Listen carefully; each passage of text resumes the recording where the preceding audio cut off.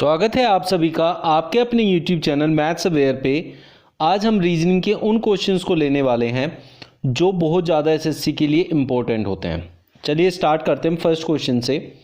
आपको यहाँ पूछा है कि क्या आंसर आने वाला है, जबकि एक पैटर्न दिया होता है। तो ऐसे क्वेश्चंस में क्या करते हैं कि हम देखते हैं पहले जो हमें पूरी वैल्यूज़ दी हुई है उनमें किस पैटर्न को फॉलो किया गया है। जैसे यहाँ और यहाँ दोनों में जो सेम पैटर्न होगा फिर उसी पैटर्न को इसमें फॉलो करेंगे और आंसर निकालेंगे। तो देखिए यहां जब एक आया और यहां भी एक है तो इससे एक बात समझनी होगी कि ऐसे जो क्वेश्चंस होते हैं वो डिफरेंसेस के होते हैं, अंतर के होते हैं। अंतर से ही उनके आंसर आते हैं, क्योंकि इतना छोटी वैल्यू अंतर से आ सकती है। और अंतर कैसे हो सकता है, अंतर आपको समझना पड़ेगा। यहाँ 4 वैल्यू है तो 4 वैल्यू में से अलग अलग तरीके से अंतर बन सकता है। इन दोनों वैल्यू को एक साथ लिया हो, इनको एक साथ लिया हो, उनके अंतर निकाले हो, इन दोनों को जोड़कर और इन दोनों को जोड़कर उनका अंतर निकाला हो, आमने सामने की वैल्यू का जोड़कर अंतर निकाला हो। तो सबसे ज्यादा जो निकाले जाते हैं वो आमने सामने की वैल्यू को निकाला जाता है।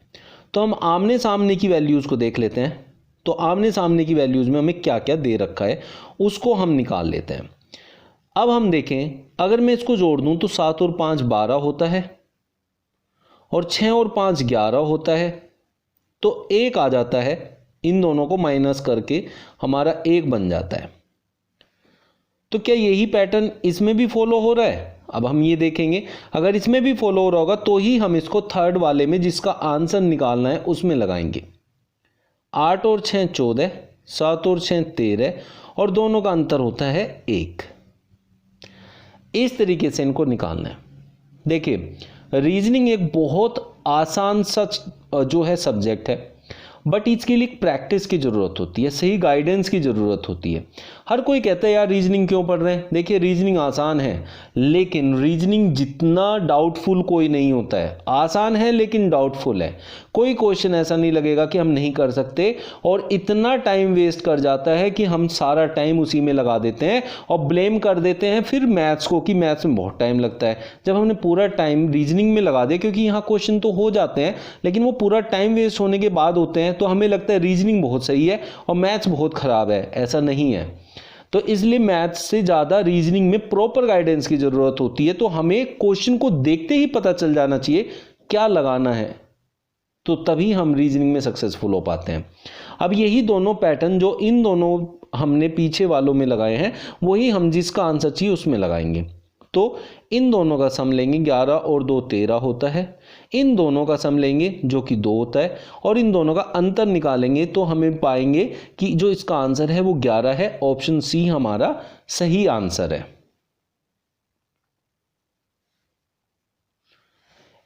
इन दोनों में एक रिलेशन होता है जिससे हमारा ये बनता है। अब इन दोनों से हमारी ये वैल्यू कैसे आती है, देखिए 18 15 छोटी संख्याएं, 549 एक बड़ी संख्या। तो इसका मतलब सिर्फ 2 ही तरीके से आंसर आएगा। ध्यान देना, सिर्फ 2 ही तरीके से, या तो गुणा से या वर्गों से। सिर्फ इन 2 चीजों से आंसर आता है। उसके लिए भी मैं आपको ट्रिक सिखाता हूं कि क्या करना है। आप लोगों को स्क्वायर में कभी भी स्क्वायर पूरा नहीं करना है। मैं स्क्वायर इसलिए ले रहा हूं क्योंकि ये वैल्यू थोड़ी सी बड़ी है तो स्क्वायर के आसपास हो सकती है। स्क्वायर वाली वैल्यू ज़्यादा इसके नज़दीक आएगी, तो इसलिए स्क्वायर ही मैं ट्राई करूंगा। मैं अंतर और गुणा ट्राई नहीं करूंगा। अंतर जो है वो सब टीचर ने बच्चों के दिमाग में घुसा दिया, अंतर चाहिए अंतर चाहिए अंतर चाहिए। नहीं, हर क्वेश्चन का अपना एक पैटर्न होता है, दिखते ही पता चल जाता है। तो इसका इकाई अंक लेना है 8 8 64, और इसका इकाई अंक लेना है 5 5 25। मतलब वर्ग करूंगा तो इसका पूरा वर्ग ना करके सिर्फ इकाई का अंक का वर्ग करूंगा, 5 5 25। तो इन दोनों का जोड़ आता है 9। इसका मतलब इनके वर्गों का योग हो सकता है। तो इसीलिए हम अगली संख्या को भी ऐसे ही करके देखेंगे। 7 7 49, 9 9 81, 1, तो दोनों का योग 0 आ गया। तो इसका मतलब हम वर्ग करके उनका योग कर सकते हैं। तो अब हम ये देखेंगे कि हमारे पास पूरा संख्या अब हम समझ लेंगे। 18 का वर्ग होता है 324, 15 का वर्ग होता है 225, दोनों को जोड़ेंगे तो हमें मिलेगा 549। ऐसे ही 17 का वर्ग करेंगे और 19 का वर्ग करेंगे तो मिलेगा हमें 650। अब हमें जो फाइंड आउट करना है उसमें भी यही पैटर्न फॉलो होगा। तो 15 का वर्ग हम देखेंगे 225 होता है और 14 का वर्ग जो होता है 196।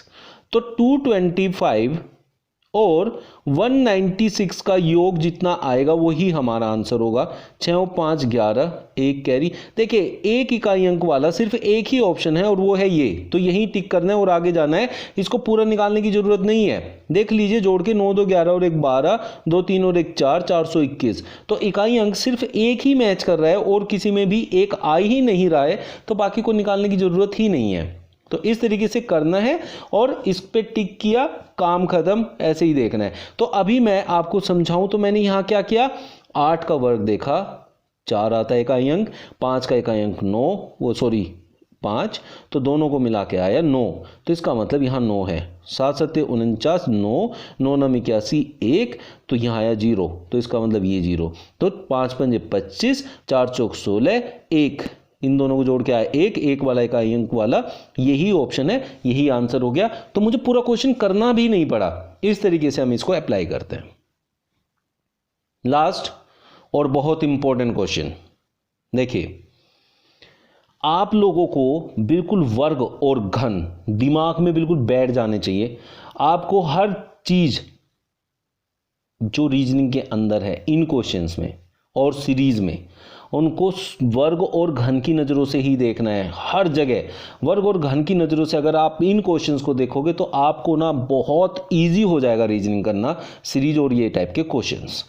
तो देखिए अगर मैं से घन की नज़रों से देखूं, 27 के पास है और ये 64 के पास है और ये 1 के पास है, क्योंकि 1 का घन भी तो 1 ही होता है। तो हमारा जो आंसर आएगा, देखिए घन के 27 से 1 कम है, ये 64 से 1 कम है, तो मतलब जो कोई घन वाली संख्या होगी उससे 1 कम वाला आंसर होगा। ये देखिए 12 जो होता है वो किसी के घन के पास नहीं होता है। अब आप देखें 2 दूनी 4 दूनी 8 के पास 1 कम 7 होता है, तो यही हमारा आंसर आने वाला है। आप देखिए कैसे आएगा, इस क्वेश्चन में कैसे अप्लाई हुआ वो अभी मैं समझाता हूं, बट आप देखिए ट्रिक। तो 1 सेकंड में आपने पता कर लिया कि यहां 7 आने वाला है, लेकिन होता कैसे है। देखिए 1 का घन किया और उसमें से 1 ही माइनस कर दिया, लेकिन वो 1 कहां से आया, पहले वाला, इन दोनों का अंतर। 4 और 3 का अंतर होता है 1। अब मैं 1 का घन करके अगर 1 माइनस करता हूं तो 0 मिलता है, ये रहा। 9 और 6 का अंतर होता है 3। अब 3 का घन होता है 27, उसमें से 1 जाएगा तो मिलेगा 26, ये आ गया। इसी तरीके से 8 और 12 का अंतर होता है 4 और 4 का घन होता है 64 और 64 में से 1 जाएगा तो आएगा 63।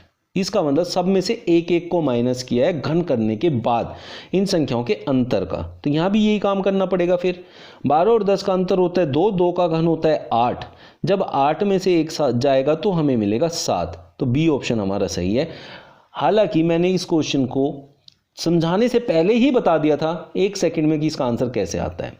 इस तरीके से इन क्वेश्चंस को करना है, इनकी प्रैक्टिस करनी है।